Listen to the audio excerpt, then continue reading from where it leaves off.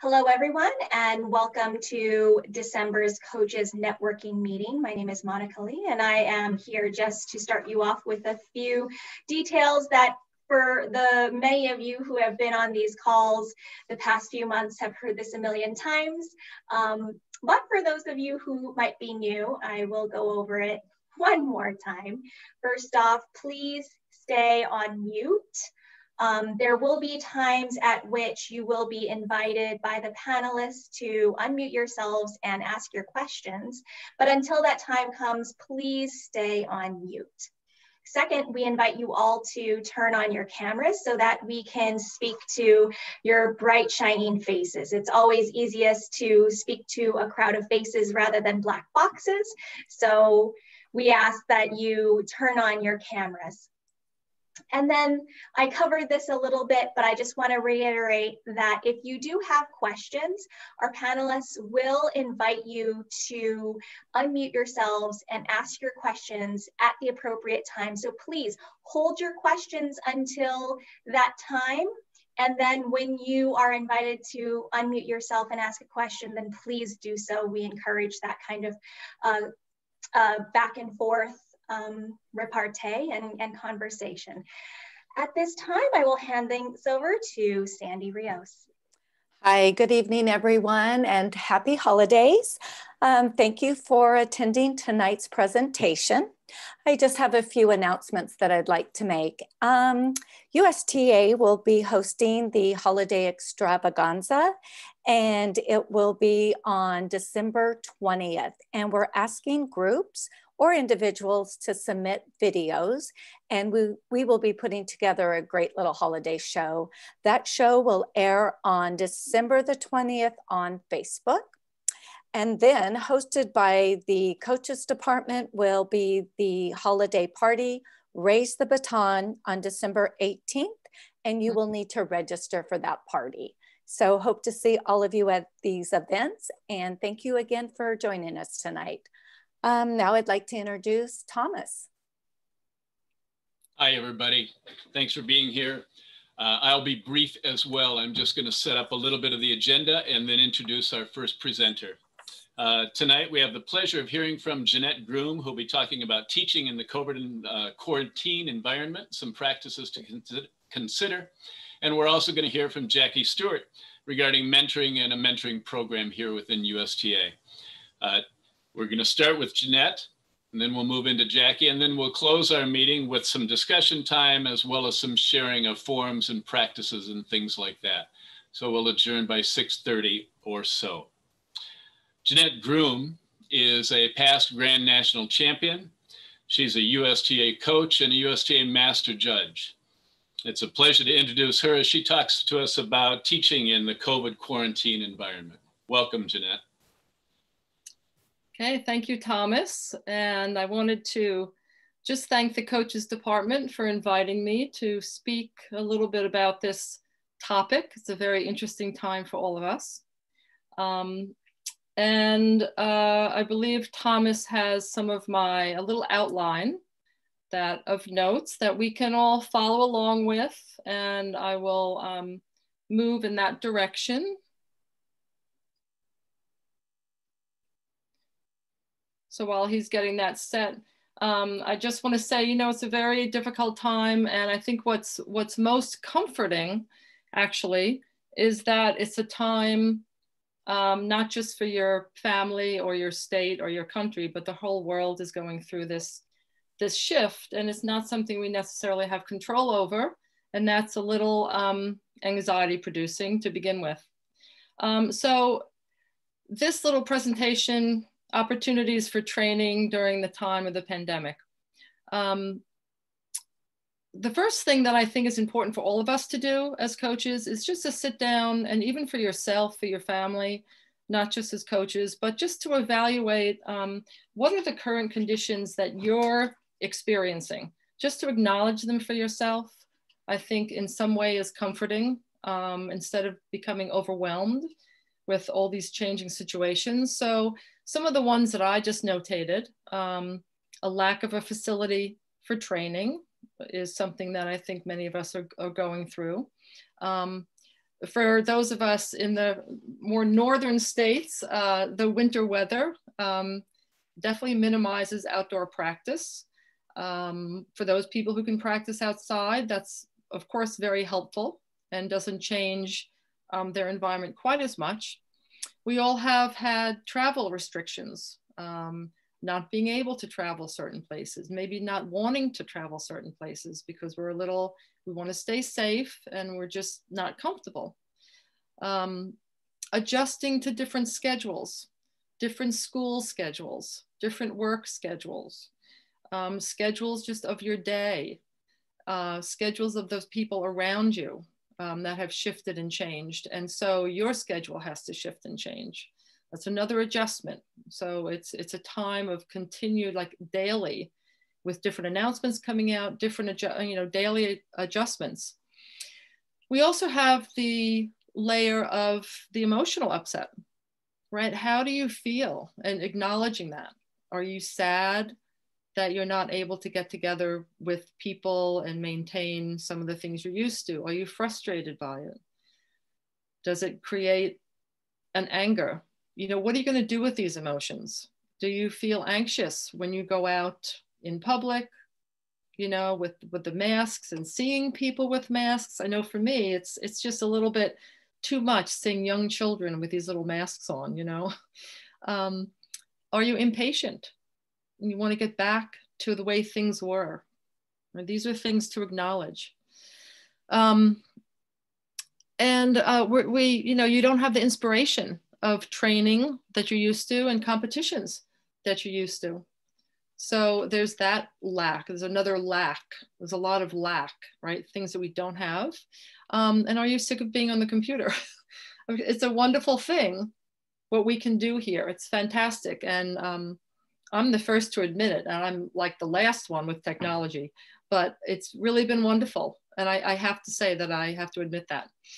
So these are just a few of current conditions that I just brainstormed about, and you can continue the list. And I think it's a good exercise. Sit down with a drink, cup of coffee, tea or something, and just kind of brainstorm a little bit. It's a little comforting. So Thomas, if we can move this down just a little bit. So some of the solutions for your athletes, things that they can do during this time, right? Finding an area of their home which can become their little studio.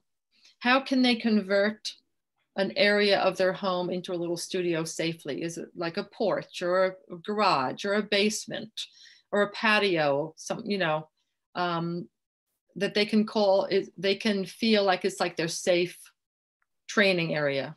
They can focus on skills that they don't necessarily have the time that they haven't focused on in the gym. When you get to the gym, you feel like you want to do your big tricks, so you want to run your routines, and you don't focus on things like the compulsories, movement technique.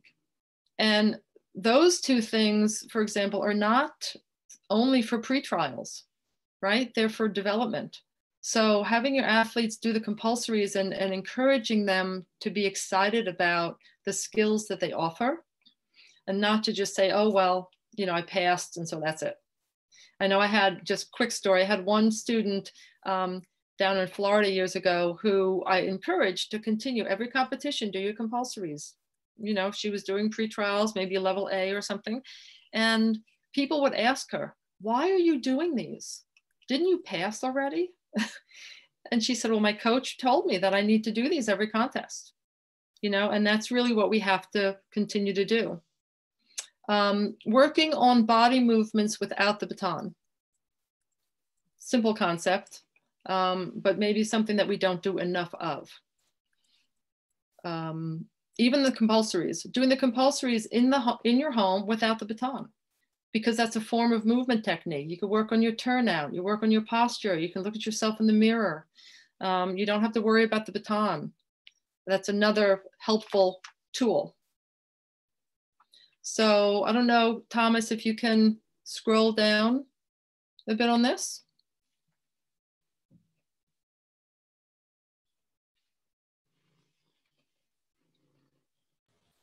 Further, Jeanette, I'm sorry. Yes. I can't see any further down. I mean, I have my notes, but. Okay. I'm highlighting either solutions for your athletes or opportunities. Yeah, solutions for your athletes. Can you scroll down further? Yep. I don't know. I can't see it. Can everybody else see it? No. What do I need? Monica, what is it that I'm not doing right here? Are you able to see further past movement technique in the solutions for your athletes? Yeah, I'm scrolling. Yeah. Okay. Try to restart the share because it looks like it might be frozen for us. Okay. Sorry. Okay, no, that's perfectly fine. I'll just continue. So working on body movements, such as we said, even in the compulsories. There you go. Oh. A little too far. Go back. Okay, there you go. Perfect. Okay. So even the compulsories just without the baton. And that also helps creating an intent and being able to visualize and creating that, like a muscle memory with the visualization. Of course, working on drills, you may have drills that you have specifically for your athletes. You may have drills that you have for your teams. You know, working on the basics, simple things, working on speed of contact, working on different rolls with both hands, right hand, left hand, forward, reverse, working on different catches, right hand and left hand. You know, flip, catch, backhand, right, flip, catch, backhand, left. Simple little things, you know, but just getting comfortable with both hands. And they can even do that with two batons, right? They can have a baton in the right hand, baton in the left hand, and practice some different things. Visualizing the routines.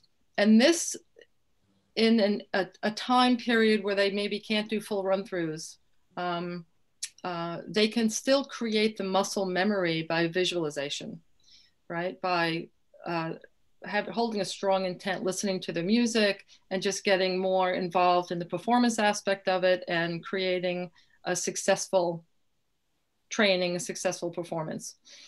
Focusing on stretching. Areas that are overused or tend to tighten. So often in stretching, I think we kind of get used to doing the same thing, the same old thing, and we just kind of do it to get ready, and then we're ready to practice. But many people and athletes stretch with tension. So you have to really help them to release and to breathe and to let go to the stretch and to stay in it long enough that it's going to be beneficial. Watching inspiring performances these days, you know, we have so much available to us, all kinds of inspiring performances, whether it's performances that they've done, you know, which is what you would do in sports psychology, is really kind of reliving these good moments in your sport, or other inspiring performances, all types of things, music, dance. Also going for walks, hikes, runs, biking, trying to train your endurance a bit, and getting out in nature, which is also, all those negative ions are very helpful for just the emotions and everything too, change of scenery. Then you have recommendations for the coach. So these are some things that maybe you might think about doing. Keeping track of your athletes with regular check-ins, however you do that, whether it's texting or emailing or social media or calling or FaceTime or Zooming, whatever it is, to just stay in touch with them in the way that you maybe normally do, so that they have that sense of normalcy. Perhaps planning a specific training schedule for each athlete to address their own weaknesses. So it's an opportunity to go back to some of your foundational skills. And it might be a time now where you have time to do some of those things. And, you know, you can evaluate as a coach each athlete and have a discussion with them somehow about their weaknesses, if you haven't already, and what they can do to improve that at this time. Encouraging some cross training, trying some new disciplines, yoga, which is wonderful for flexibility and for strength, and also for meditative purposes. dance, Qigong, which is something that I teach, Tai Chi, Zumba, meditation, visualization, just some ideas. Perhaps arrange some kind of performance by Zoom. You know, your athletes could do a little performance for your family or performance for their friends or something. And they could help to educate other people about what they do. How many people really see twirling, right? And also to remember that now is a time for restoration. You know, winter is it's the most yin time of the year. It's the time that we're supposed to do what nature's doing. You know, going to sleep earlier, getting more rest, going inside, doing more meditative things, more studying. It's the direct opposite to summer where you're outside and active. So just nature is telling you to do a certain thing. So to go inside for different types of training. And above all, just really be kind and patient with yourself and with your athletes, which I know most of you, I'm sure, are. We have our moments, but we try to be. The other thing, I wanted to close by showing you some exercises, but I also wanted to make a note, which I didn't put on here, a great reference for you. And I can probably put it in the chat room. It's called the Shift Network, SHIFT, the Shift Network. It's a wonderful online resource, and they're just so well organized. This is what they do, and they have all kinds. I've studied with several different of their instructors online, and I would really highly recommend it for you as coaches. And even if you learn something new for yourself, you can then maybe take pieces of it for your athletes, you know, that you think are appropriate. So I would like to show you a few exercises. We'll take just a couple of minutes. And I'm going to take you through just a few Qigong exercises in my non-twirling life. I teach Qigong and I'm a massage therapist. So welcome to my massage studio. And we'll do a few exercises. So stand up. We'll take a couple of minutes.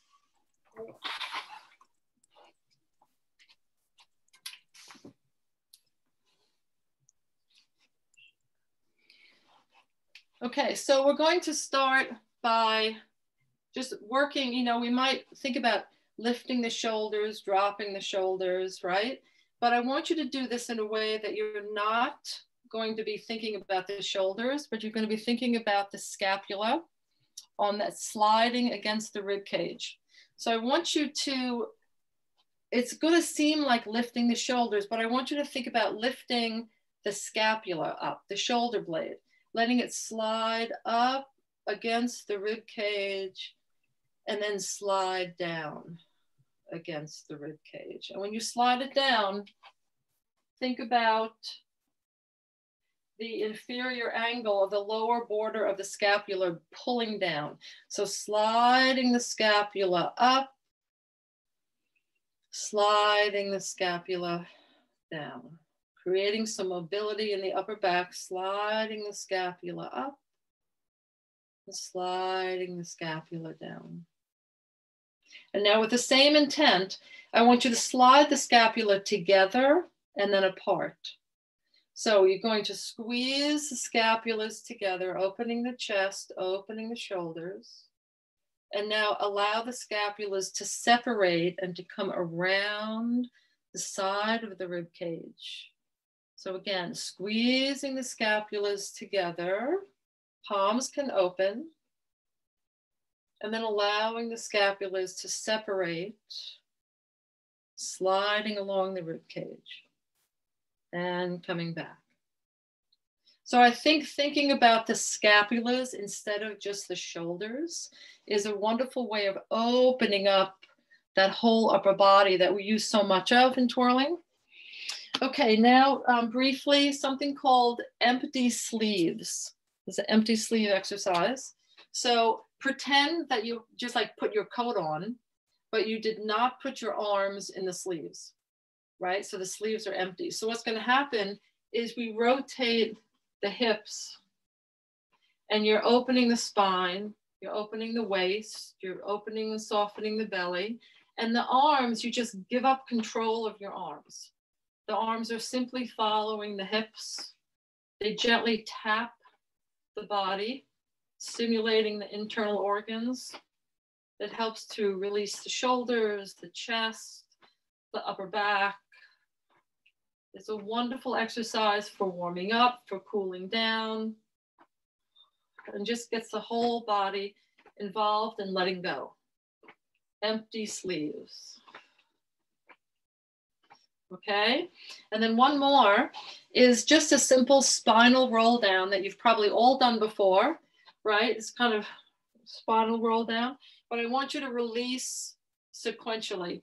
So I'll just face the side a little bit. So drop, the first thing to do is bend the knees in order to protect your back. Drop the chin, drop the shoulders, and feel the heaviness of the arms pulling you forward, opening the spine. And then slowly rolling back up with the head coming up last. And then you can do a counter stretch where you open the palms, open the chest, and come back. So again, one more time. Bend the knees, drop the head, drop the shoulders, heavy arms, rolling and opening the spine. And then slowly coming up. And what you can do as you come up is stop halfway and just don't do it because you won't be able to see. Just watch me do it. So if you come up halfway and then drop one shoulder and then the other, can you see?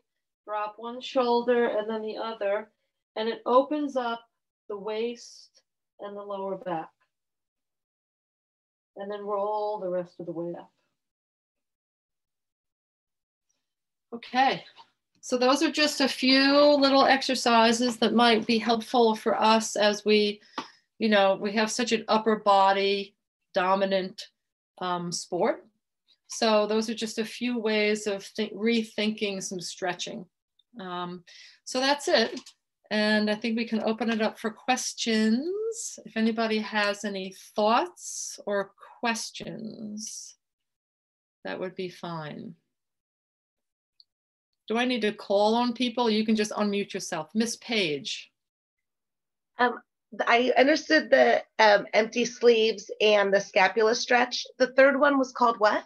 A spinal roll down. Spinal roll down. Thank you. I really needed that stretch tonight too. So thank you. I'm glad. Anybody else have a thought, comment, question?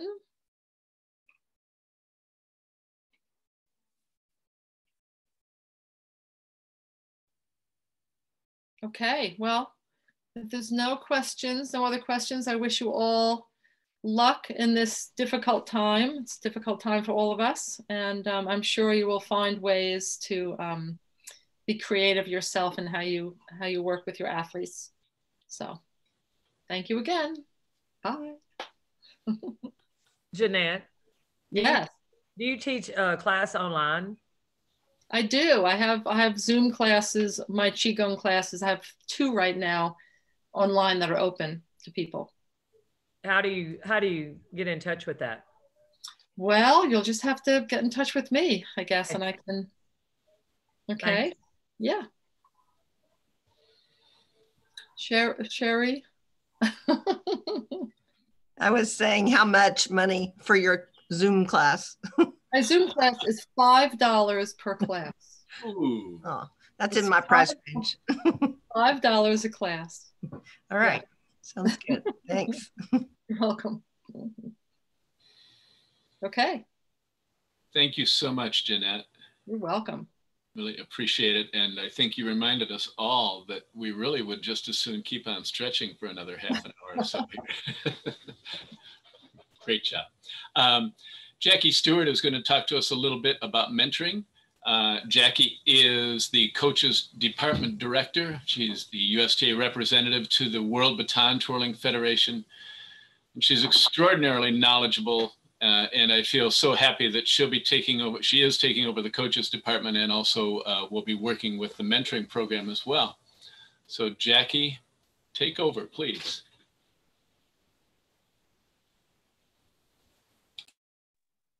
Thank you, Thomas. I had to unmute.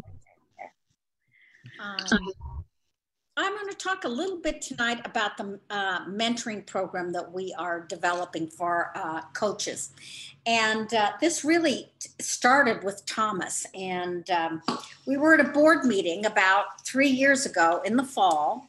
And he had been reaching out to the councils in his region, in the Western region. And it struck him as he was talking to the presidents of these councils that there really is a lack of any kind of training or support for professionals, particularly coaches, in our organization. And I will never forget sitting at that board meeting and how passionately he spoke to the fact that there was a real need for this in our organization. And so that has really driven this whole series that we've been doing this fall. And so Thomas, I just want to thank you for that, because you're really filling a void that has been really been lacking for our coaches. Now our judges already have a mentoring program, so we're starting this for our coaches. And I'm going to talk about the mentoring program. And what I want you to know is that we in the coaches department are here to help you with your programs in any way that we can. And this mentoring is one of the things I think we can do. Now, what can mentoring do for you? Well, it gives you the opportunity to take responsibility for your own development. You're in charge. You drive that bus. And you're responsible for driving the sessions and steering the relationship with your mentor. The process can help you clearly define what you want your business to look like. And you must be not only responsible, but you have to be dedicated to your development, because it's only going to be as successful as you want it to be. It's just like losing weight, being on a diet. It's only going to work if you do it. Anyway, now for the mentor, mentoring is voluntary, and people that do it really, I think, have a desire to help others. And both parties are dedicated to the personal development of the mentee. I keep wanting to say manatee, but it's mentee. The role of the mentor is to listen, to learn, and to advise. And the process can be highly rewarding for a mentor. Now, the blueprint of a successful mentoring partnership is that there's trust between both parties, that they trust each other. And that they're able to share knowledge with each other. And I've done some mentoring in the judges department. And one of the things that I learned in mentoring was I learned from the people I was mentoring. And so that knowledge and sharing works both ways. There should be a discussion of goals. You should have, as you may not in the beginning, but you should get a clear vision of what you want to accomplish in this program. And you should be open to new ideas, because there should be exposure to new ways of thinking. And one of the things that I think is really important is it can really unlock someone's potential, give them new ideas, expand the way they think, and open up a lot of things for them. Okay, I also wanted to talk a little bit about the do's and don'ts for mentors and mentees. Now, what makes a good mentor? Well, number one, what a mentor does is they listen. They function as a sounding board for problems and ideas. They criticize constructively. They point out areas that need improvement, focusing on the mentee's behavior. It shouldn't be personal. They'll focus on the behavior that needs to be fixed or addressed. A mentor supports and facilitates. They provide networking experience. They share knowledge of the system that we use, offer assistance where needed. And lastly, they teach by example. Mentors serve as a model for adhering to the highest values in every area of life. Now, speaking of mentors, I was going to ask Sherry Carter to speak a little bit about mentoring and her experience with that. So Sherry, if you would unmute. Sherry has done several years of mentoring in the judges department. And so if you could just give us a little bit of insight on your experience with it, Sherry. Sure. Thanks, Jackie. Well, it started, we would have late night just discussions almost on a daily basis with Karen Ogden and myself. And, you know, Karen Ogden is just a study of baton. She loves it. And she loves to talk baton. And so I feel like she was like a sponge. I was like a sponge with her. And we just enjoyed it. Then when the mentoring program started, Michael Lopez asked me to, he's wanted to transition, wants to become a judge. And so I said, heck yeah, get in on the call, you know. So then we were like basically FaceTiming and talking on Tuesday nights. And then kind of expanded, added a couple of others. So every Tuesday night, and we're late nighters. So it was like 10 o'clock Central Time to midnight. So you know how late that is. And we had Emily McCrone from the West Coast and Melody Kokoska at the time joined us. And so she would be up really late. So, and we were really, and our goals changed as the season changed. And so we would really try to, I was preparing for testing to be selected to whatever competition, whichever one was coming up. And so, and Emily McCrone wanted to make the national judging panel. Karen Ogden wanted to get back onto the national. And I'll never forget, because I said, Karen, okay, we're going to work on this. And I said, but when I call you, I want you to be upstairs in your house. So she says, oh, okay, you know.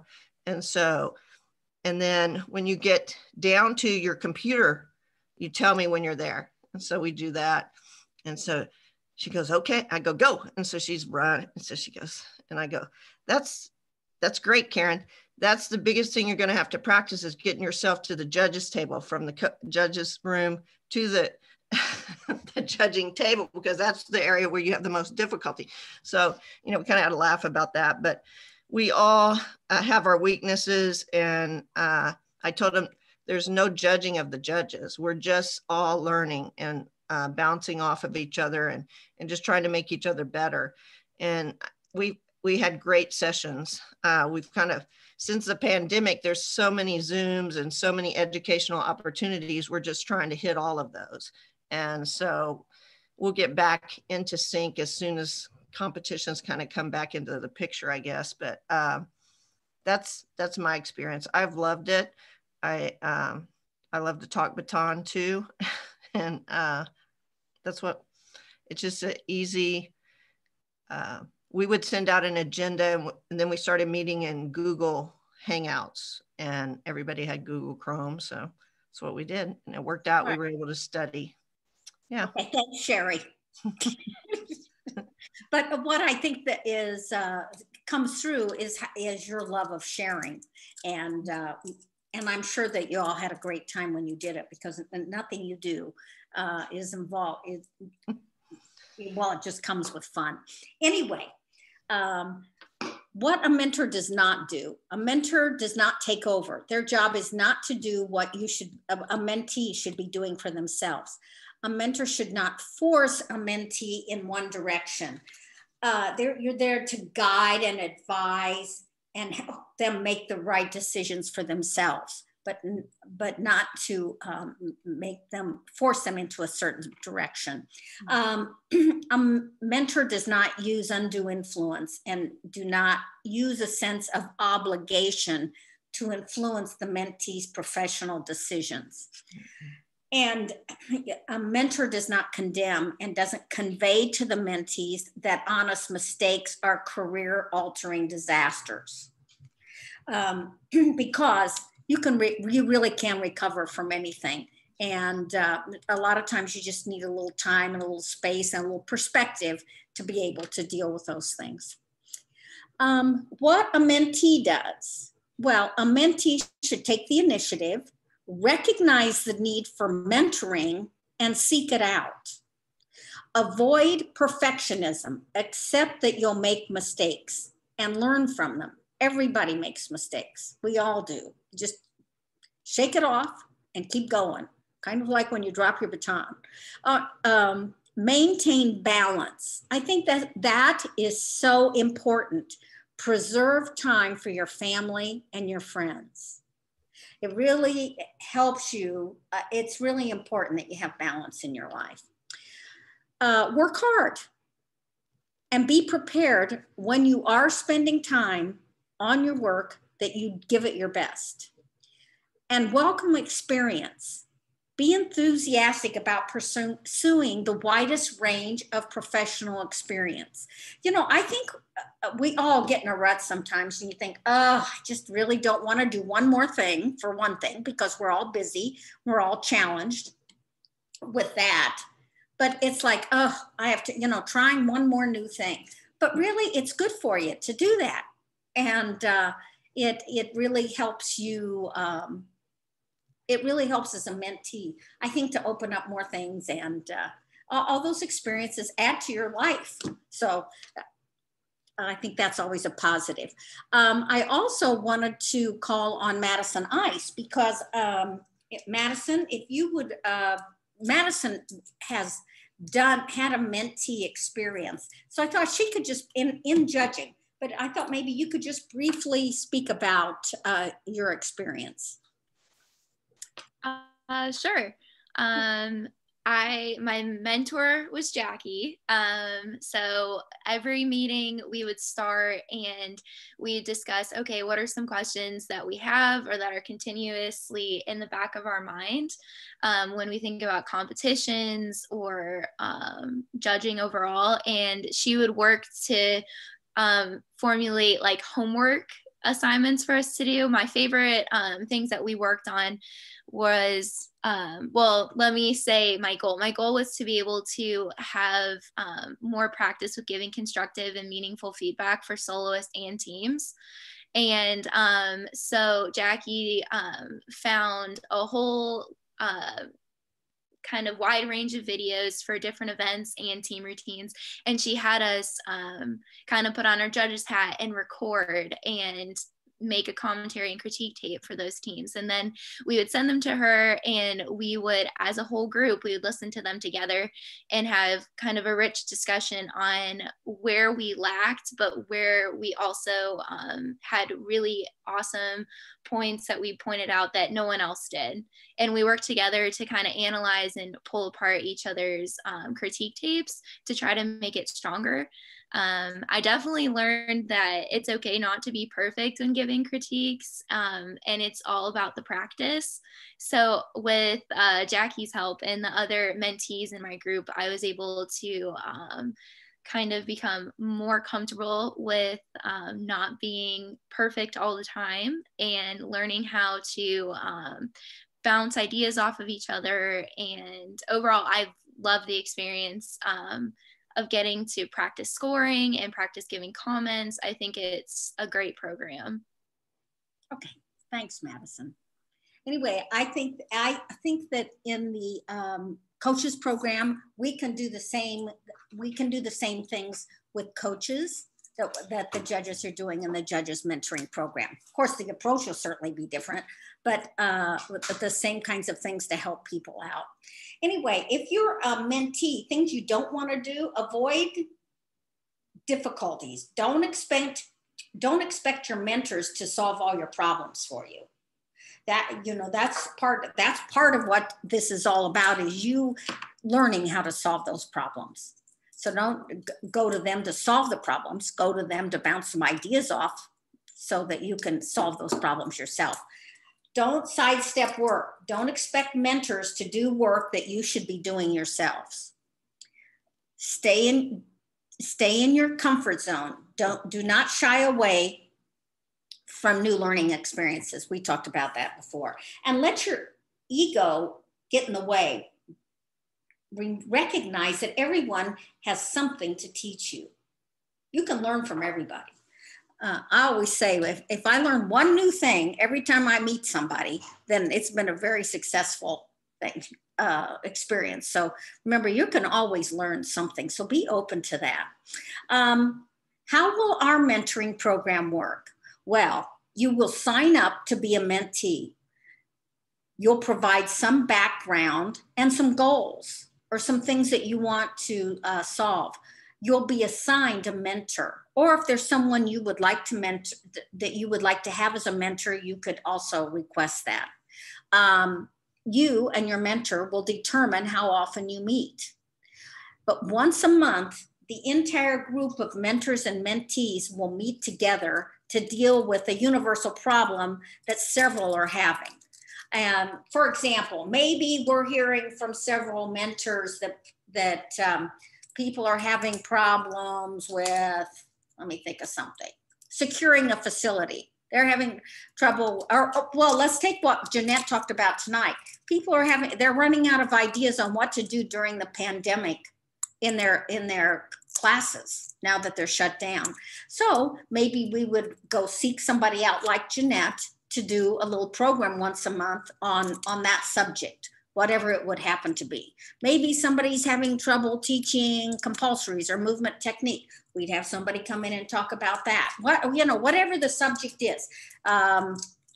Somebody's having trouble or dealing with parents, of their students. Well, we could have somebody talk about that subject. So that maybe people are having trouble with payment. They're just a myriad of, there could be 1,000 subjects. So we would just once a month take one that keeps coming up and use that as what drives that meeting together.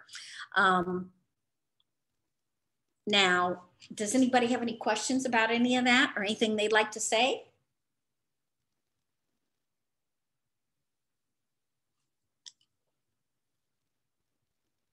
Well, I love the idea of the once a month of all the mentors getting together. And the mentees. Mm-hmm. Yeah, correct. I like that. Okay, good. Jackie, I was really intrigued when one of your slides was, don't have your mentor solve your problems. And I was struck by that, and I was going to argue with you, and then you said it. Of course, you can consult with them and get all the information and ideas you want, but take personal responsibility for what you're doing and don't ask your mentor to solve that part of your life for you. I thought that was very cool. Thanks. Okay. Mm-hmm.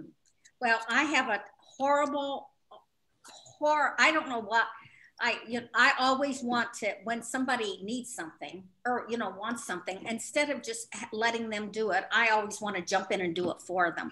But I think that's one of the important things as a mentor that you want to do is just kind of back off and let them figure it out unless they need some help, so, because that's what makes you successful is having to do that. Really. So anyway, I just want to thank all of you for your interest in our newly developed mentoring program. We are really, really excited about it. I'm so glad, Thomas, I can't tell you enough how glad I am that you brought that to our attention, how much that was needed. And we want to get 2021 off to a great start. And I think it's important that we be ready. And so we're going to start this program, I think the first of the year, and we'll be ready to go. Thank you very much, Jackie. Really appreciate that knowledge and sharing that you have done with us today. Let me just check in with the group. Questions, comments people have? We're gonna share a little bit more about the details of the mentoring program and how to do it, etc. But does anyone else have any other thoughts or comments they want to share at this time? I would like to say something. I didn't even think about in the 80s. I went to Georgia to a big gymnastics gym, and I mentored with an older gentleman, Coach O, we called him. And I was brought up in the acrobatics, gymnastics, where the coach touched, flipped you, positioned you, did all the gymnastic acrobatics with you, Jane Wall. And so to go to Georgia and be with the elder gentleman that had taught gymnastics competitively all his life, and he taught me how to grow old with gymnastics, where I wouldn't be touching the students. Like they do wall handstands, they do all these exercises and stuff, to work out, and I don't touch them. And so we have rigs, we have the trampoline, we have all these things. And there's no way I could have coached all these students that I've coached in my life and still be even twirling at all, besides if I wouldn't have mentored and learned his way. You know, and I still think to this day about how my life would have been different if I'd never met him. So it's great to have this, you know, and I didn't even really think that I was doing it at the time. It's just I reprogrammed myself to make it a better life. So this is wonderful. It's nice. And I started twirling program just because other people had twirling programs. So I think it's great. So thank y'all. Thank you, Lou.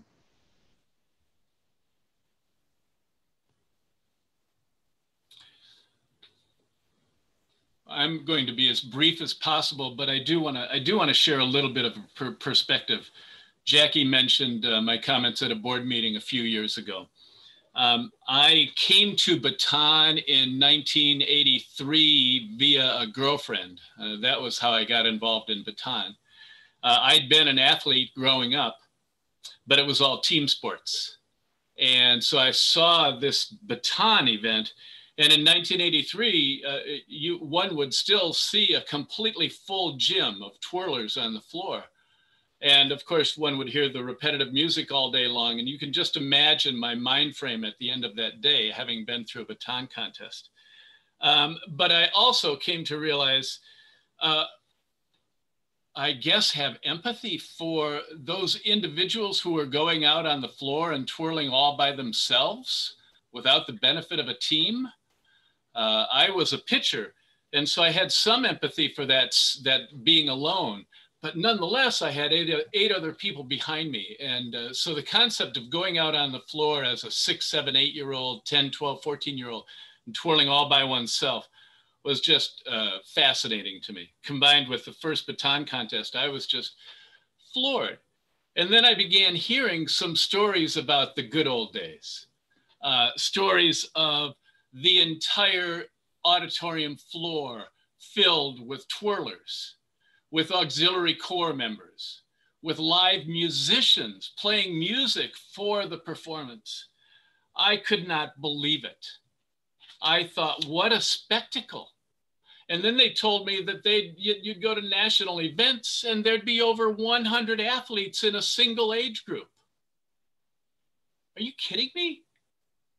I couldn't believe it. And I learned about various traditions that went on in Baton. When you won grand national championship in one event, you didn't compete in that event the next year, I understand. By the way, I desperately wanted to learn how to juggle, and Shannon brought in teachers periodically. I want you all to know, I learned how to juggle from the very first ever Grand National 3-baton champion in history, and that is Miss Jeanette Groom. Thank you very much, Jeanette. I have loved that life skill for my entire life. Even in 1983, when I became involved and saw a little bit, there was still lots and lots and lots of people out there on the floor, lots going on. And then it's a little bit like a blur, but all of a sudden here it was 2008, and I was a board member, and things looked very different. In certain parts of the country, Baton was rolling and going wonderfully. Coaches were coming into play, athletes filled the floor, contests galore, everything was wonderful. But in other parts of the country, you would find maybe one coach left who was managing and doing that entire state. That happened to be the way it was for me here in Oregon. There were other coaches, but they gradually dropped off.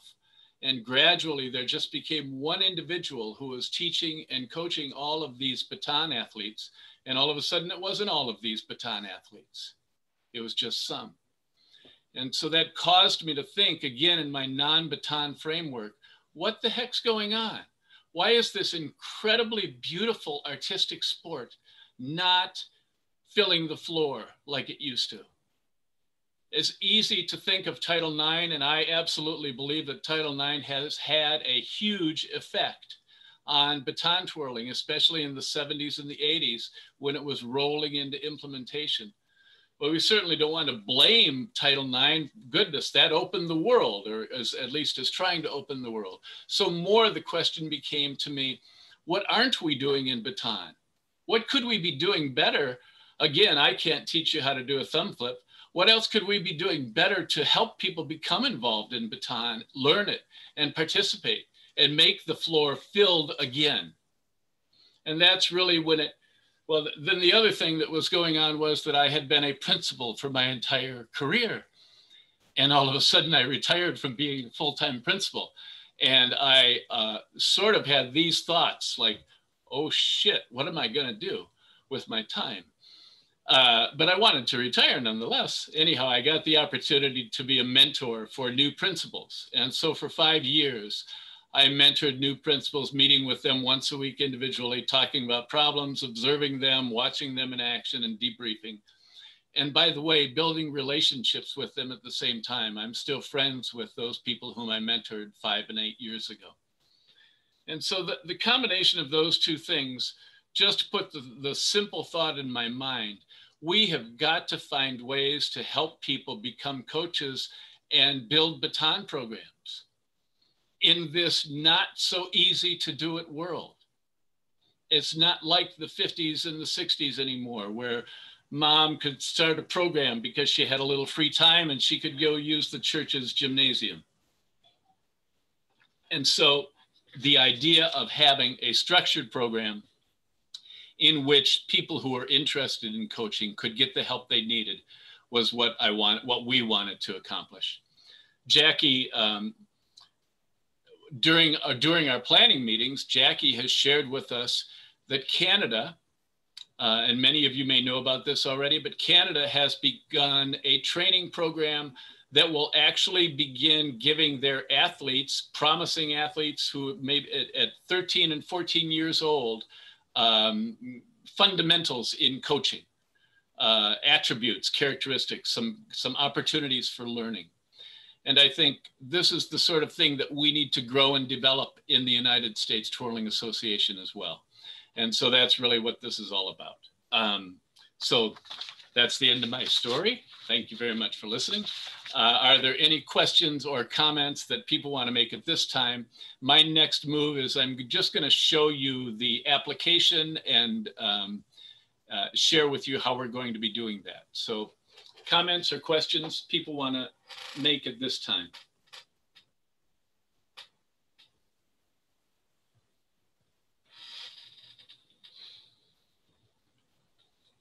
Okay.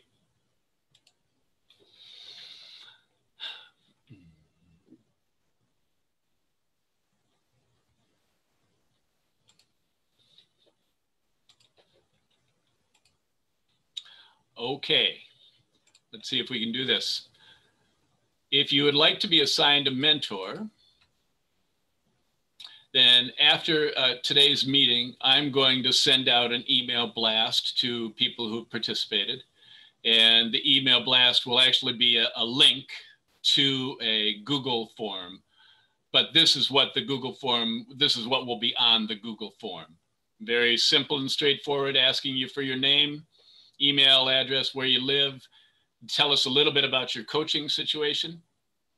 If you have a group name, what's the name of your group? Are you interested in being mentored? We maybe could have left that one off, I guess, huh? Do you have a mentor in mind? If so, please provide their name. And then what are some of the goals you have for being mentored? And finally, do you know of anyone else who might like to have a mentor? List their name and email address. And so if you choose to fill that out, then that will come into us, and Jackie and Sandy and the committee will just begin working on hooking up mentors with mentees. And we'll be doing that over December and early January. Similarly, for mentors, if people are interested in becoming a coach's mentor, there's a similar Google form that will be available for people to fill out if they're interested in becoming mentors. But for now, we're going to be, after this meeting, I will only be sending out the application to be assigned a mentor, just as clear as I can make that. Okay.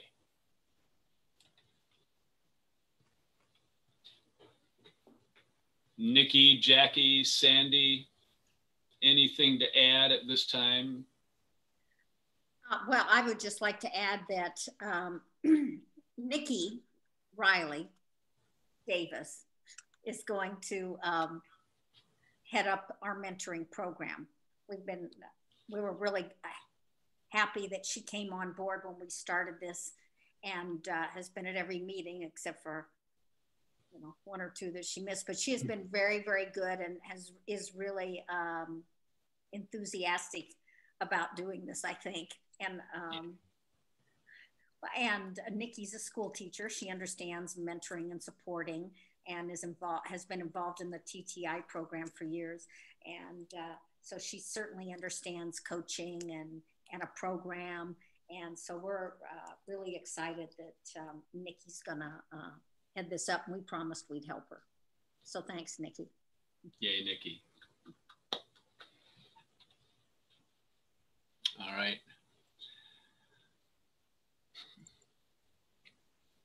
Well, one last comment from me, just to share. We will look for mentor applications, and then we'll work on assigning mentors to mentees, and we'll send an email note to all involved, and then mentors will contact mentees, and things will begin.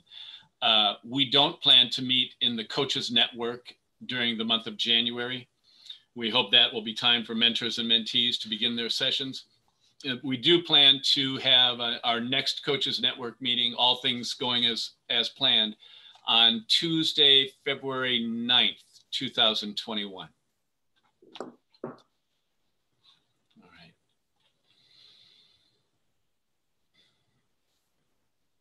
Okay, everybody. Thank you very much for attending. If you have any questions, shout them out now. All right. I'll be following up with an email blast to participants tonight or tomorrow. And thank you very much for being a part of this. Good night, everybody. Good night.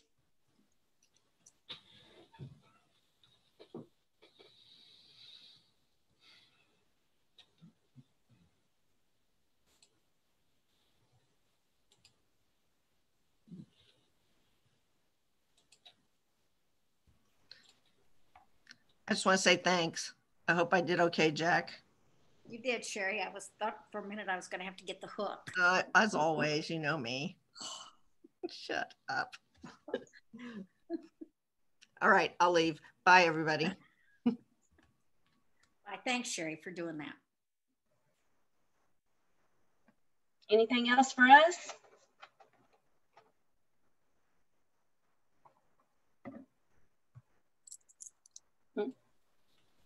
I don't have anything. Thanks, you guys. Sandy? I don't have anything either. Great program tonight, everyone. Excellent. Thanks. Thank you, Jackie. Yeah, and I thought Jeanette did a great job. Yeah, it was very good. Very good. I liked it. Okay, I'm stopping the recording. Okay.